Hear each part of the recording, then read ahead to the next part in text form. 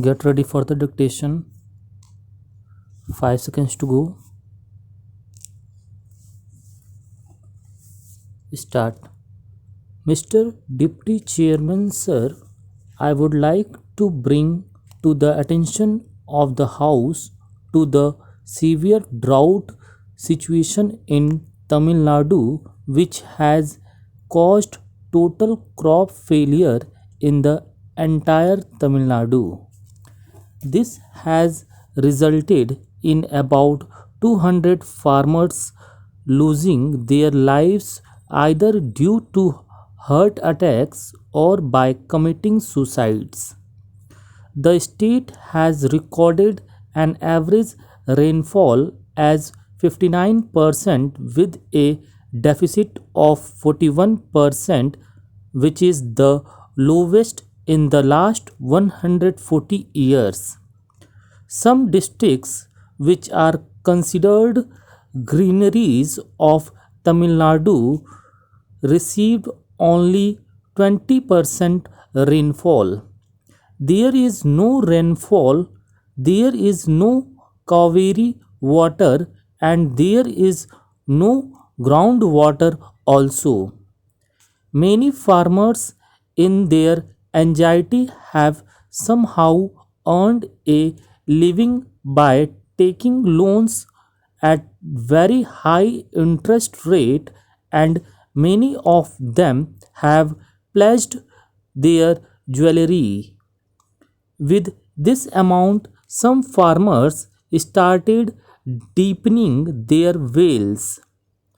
Some have purchased fertilizers, etc., but the entire investment has gone waste.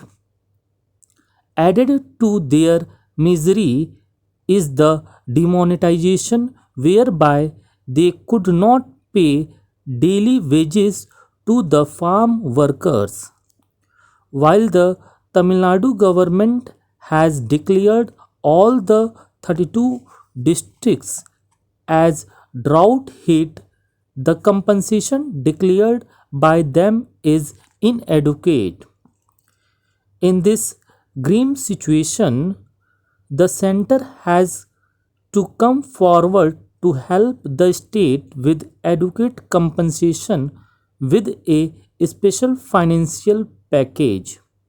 Therefore, I request the central government to immediately release substantial amount to the government of Tamil Nadu so that they can pay compensation to the affected farming community. Mr.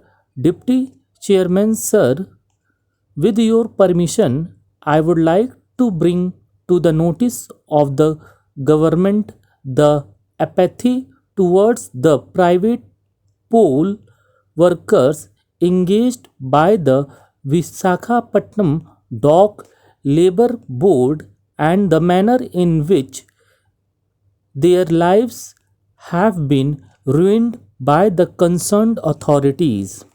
Sir, in 1985, the import of coal had gone up by leaps and bounds.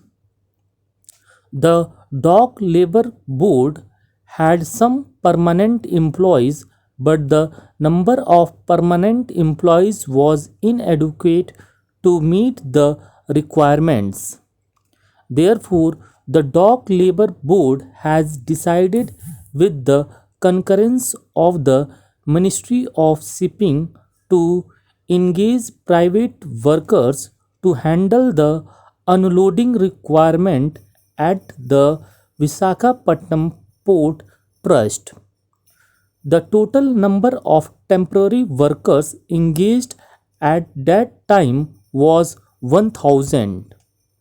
In 1985, when the number of temporary employees had gone up to 1000, it was decided to form an association with an understanding between the union and the association, and with the consent of the Ministry of Shipping, namely the private pool workers employees union was formed.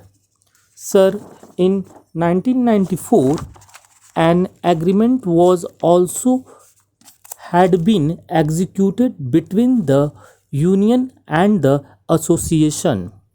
From the wages of the private pool workers, the Visakhapatnam Dock Labor Board used to make some deduction under the guise of welfare of the temporary employees. In 2002, the Visakhapatnam Dock Labor Board, in consultation with the Ministry of Shipping, had decided that Dock Labor Board had got nothing to do with the private employees who have been engaged, and they have to be entrusted to the trust that had been formed by the association. Sir, I associate myself with the matter raised by the honorable member. Sir, not only in this port but in other ports also, this is a chronic problem being faced by the contract and casual workers. Their blood is being sucked, but the operation is continuing. So the government must seriously intervene on the basis of principle of same wage for same work, on which the Supreme Court has given a judgment. Sir, I want to bring to the notice of the House a very difficult situation that is faced by the Kerala people, because Kerala is deficient in the production of food grains, because we are traditionally concentrating on horticulture crops.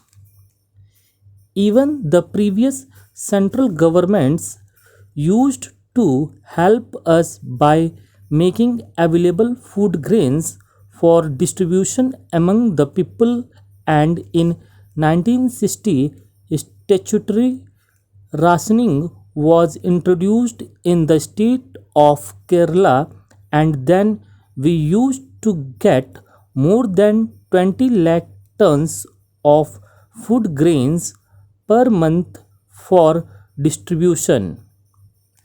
Later, when the Food Security Act was introduced, it was reduced to 16.4 lakh tons. Now it has been reduced by another 2 lakh tons. This is not sufficient for distribution of per head availability of 5 kg per month.